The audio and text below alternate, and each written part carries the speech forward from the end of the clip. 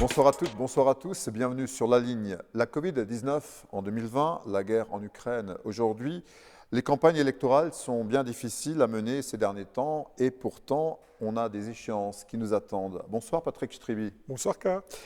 En 2017, le Sud-Alsace a fait votre connaissance quand candidat aux législatives dans la 3e circonscription du Haut-Rhin. Vous avez donné la réplique à Jean-Luc Reitzer que vous avez mis en ballottage, un coup de semonce pour l'élu emblématique d'Altkirch. Élu d'opposition à Huningue, conseiller de Saint-Louis Agglomération, vous vous exprimez souvent. En juin 2020, pourtant, après une nouvelle défaite au municipal, vous annonciez arrêter la politique. Depuis, vous vous êtes ravisé, vous êtes là chez nous ce soir. Qu'est-ce qui vous a poussé à continuer ? Bon, avant de dire ce qui m'a poussé à continuer, je peux vous dire ce qui m'a poussé à un moment donné envisager cette solution. Je suis chef d'entreprise et c'est arrivé comme un tsunami sur notre entreprise. Et mon principal souci était à l'époque de mettre mes salariés à l'abri, d'assurer la pérennité de l'entreprise.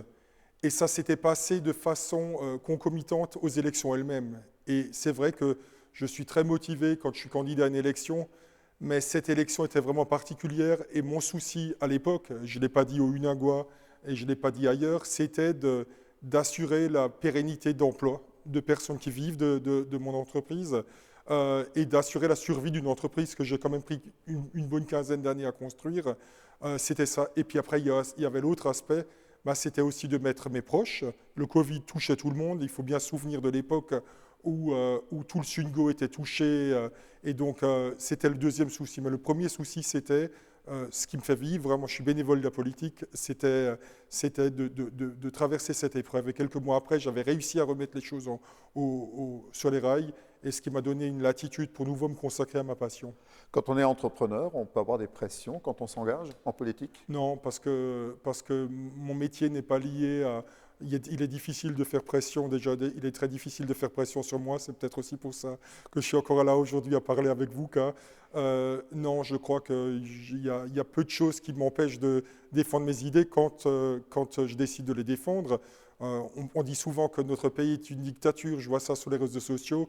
Moi, je crois que je suis l'expression vivante qu'on peut apporter une autre parole au niveau du débat politique local ou parfois national.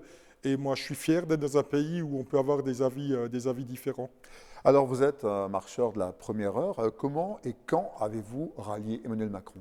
Alors, moi, je l'ai rallié. Alors, la date exacte, c'était tout au début, quand le En Marche a été mis en ligne. J'ai rempli le petit formulaire. Et à partir d'octobre, on s'est réunis à 4. C'était dans une pizzeria à Mulhouse. Et on était les 4 premiers. Voilà, on était les 4 premiers à lancer En Marche dans le 68. Ensuite sont venus des milliers qui ont rejoint le réseau. Ça s'est structuré.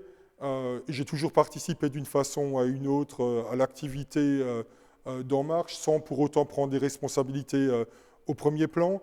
Mais j'ai toujours été un militant dans l'âme et je pense que je le resterai toujours. Je crois c'est digne de défendre ses idées auprès de la population.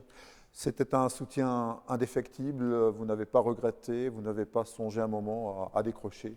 Alors ça peut apparaître comme la phrase toute faite, mais non. Je pense que quand on analyse les choses, si je peux me permettre de prendre quelques secondes en plus pour répondre à votre question, j'étais sur le marché d'Altkirch il y a quelques jours et une vieille dame est venue vers moi et elle m'a dit « En 2017, Monsieur Striby, je n'ai pas voté pour votre candidat. » Je lui ai dit, mais écoutez, et vous envisagez de le faire maintenant ? Elle a dit oui. Mon mari était marin. Je dis, mais est-ce qu'il y a un rapport avec l'élection actuelle ? Oui, il y a un rapport.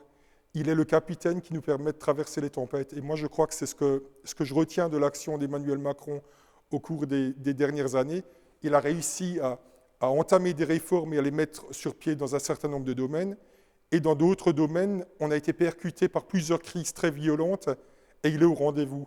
Et je pense que ce que les Français sont en train de voir, de remarquer, que même ceux qui ne l'aimaient pas au départ, ou même ceux qui le combattaient au départ, se rendent compte que c'est une personnalité qui a le charisme pour incarner la fonction présidentielle. On peut toujours mieux faire, un bilan pourrait toujours être meilleur, mais je ne suis pas convaincu, c'est mon sentiment, je ne suis peut-être pas neutre quand je dis ça, que les 11 autres candidats auraient mieux fait ou feront mieux dans ce contexte difficile qu'on connaît actuellement. Alors avant toutes les crises qu'Emmanuel Macron a endurées, je pense par exemple aux Gilets jaunes, bon, maintenant il y a eu la Covid, la guerre en Ukraine. Qu'est-ce qui vous avait fasciné dans le personnage?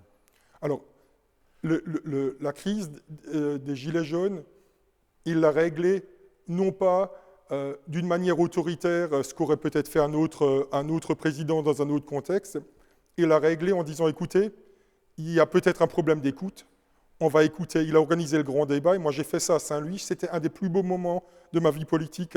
On était 120 personnes, et sur ces 120 personnes, il y a vraiment tout l'échantillonnage des idées que peuvent avoir nos concitoyens. De l'extrême gauche à l'extrême droite, des gaullistes, des régionalistes, tout le monde était là.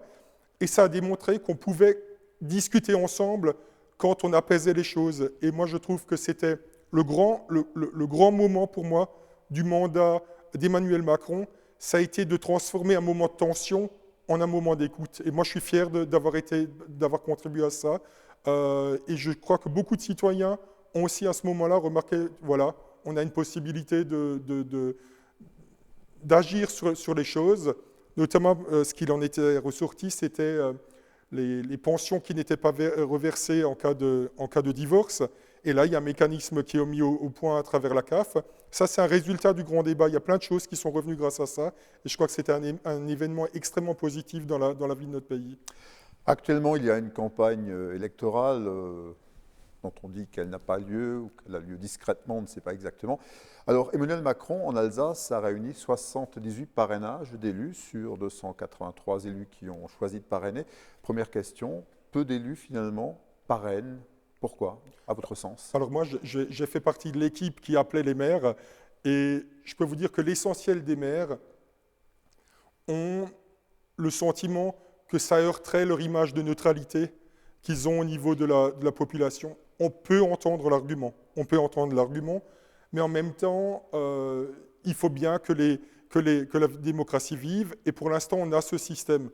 Ce que je vais dire n'engage que moi, mais je pense que c'est un système qui est daté, qui ne correspond plus à la société du XXIe siècle, et qu'il faudra imaginer quelque chose d'autre. Et là, je ne suis pas du tout le conseiller proche du président, mais moi je lui conseillerais, si je pouvais le faire, de le faire dès le début, s'il est réélu, dès le début du prochain mandat, afin que ça ne devienne pas un thème récurrent de la prochaine campagne électorale, qui de toute façon ne le concernera plus, puisque c'est du fait de la Constitution, c'est son dernier mandat de président de la République.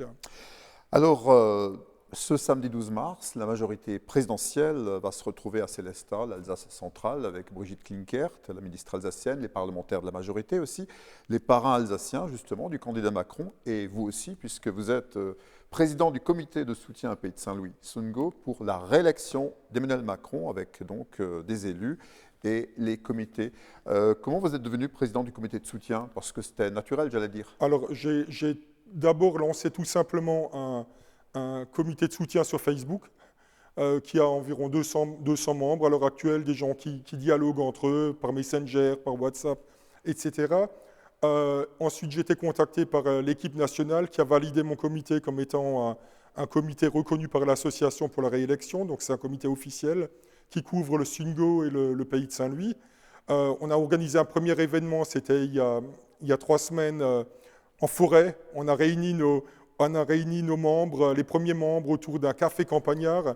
Et on sent qu'il y a une émulation, des nouvelles personnes s'intéressent à la politique. Et c'est ça le but pour moi, c'est de faire rentrer, pas les militants historiques, mais de nouvelles personnes. Alors, au dernier sondage BVA-RTL Orange ce matin, donc Emmanuel Macron est crédité d'environ 30%, donc très loin devant tous les autres. Comment vous expliquez finalement ce score très élevé à ce jour? Alors, je pourrais prendre la balle au bond et me satisfaire du bon score annoncé dans les sondages. Mon expérience politique me montre que les élections se jouent souvent dans les dernières semaines. Et puis, il faut faire preuve d'humilité parce qu'on sent bien qu'il y a le contexte international. Il fait beaucoup également, mais même s'il est avant le déclenchement de la guerre, le président était déjà largement en tête dans les sondages. Mais ce qu'il faut, c'est faire preuve d'une certaine humilité et continuer à aller à l'écoute des Français. Je crois que les personnes ne veulent plus des programmes tout faits, ils veulent qu'on les écoute. Et c'est ce que le président a commencé à faire à Poissy il y a quelques jours. Vous l'avez rencontré souvent, Emmanuel Macron? Écoutez, je l'ai rencontré. C'est pas un ami avec qui je dîne tous les jours. J'aimerais bien. Hein, c'est une personne très agréable. J'ai eu le plaisir de déjeuner avec lui à l'Élysée en 2018. Et sinon, c'est des petites rencontres furtives avant un meeting, après un meeting. Il était venu dans le bus de notre équipe de campagne en 2017. Non, c'est une personne qui mérite d'être connue et qui, quand on a l'occasion de discuter avec lui, comme j'ai pu le faire, c'est une intelligence vive. On a de la chance d'avoir une personne de ce gabarit à la tête du pays. Un mot aussi donc sur la guerre en Ukraine qui, d'une façon ou d'une autre, vous touche aussi personnellement. Vous avez de la famille en Ukraine? Oui, j'ai de la belle famille en Ukraine. Une partie de cette belle famille a dû fuir les bombardements de Kharkiv et se retrouve maintenant à l'ouest de l'Ukraine. Le mari est mobilisé pour aller à la guerre. Mon épouse a un autre cousin qui a 18 ans, l'âge de mon fils, et qui a été appelé sous les armes et qui maintenant se bat comme un adulte, alors que c'est un jeune garçon. En pensant à lui, je pense à mon fils qui a exactement le même âge. Et ce n'est pas que des conséquences économiques, il y a des drames humains considérables qui sont en train de se faire. Et voilà, moi je suis là, sans possibilité d'agir, et ça me peine beaucoup, et ça peine mon épouse évidemment. On va reparler rapidement de la campagne présidentielle, c'est dans moins d'un mois. Emmanuel Macron peut venir en Alsace? Écoutez, je n'ai pas cette information-là. Je l'inviterai volontiers à venir à Huningue, traverser la passerelle et peut-être rejoindre le chancelier allemand sur le point frontière, sur la passerelle du Rhin. Mais au-delà de ça, je crois que c'est une campagne qui est atypique, qui ne ressemblera à aucune autre de la Ve République. Je pense qu'il y aura sans doute un grand meeting, ça c'est évident. Et encore, on ne sait pas comment les choses vont évoluer, tant au niveau de la guerre, mais aussi de la pandémie. Hein. On ne sait pas, il y a certains signaux qui méritent quand même une forme d'attention. Je pense qu'il va se concentrer d'abord sur sa mission de président de la République. C'est ce que les gens attendent. Ils comprennent très bien que ce n'est pas une campagne comme une autre, et ils comprennent très bien qu'il essaye tout simplement de pousser le plus loin possible le poids et la fonction présidentielle française pour trouver une solution. On va terminer par ça. Patrick Strybye, en 2017, vous étiez candidat aux législatives, on l'a dit. Est-ce que vous pensez aux législatives? Moi, je vais pas éluder la question. Je serai au rendez-vous si on vous appelle? Non, je serai au rendez-vous. Je ne fuirai pas mes responsabilités. Mais je veux dire qu'il y a bien deux temps. Le premier temps, maintenant, c'est la présidentielle et ses mobilisations jusqu'au vendredi 8 à minuit. On va couvrir le Swingo, on va se défoncer pour notre candidat. Et puis le moment venu, on verra. Mais en tout cas, une chose est certaine, le Swingo a besoin de changement. Merci beaucoup Patrick Strybye, bonne continuation et bonne campagne. Merci. Et à bientôt sur la ligne.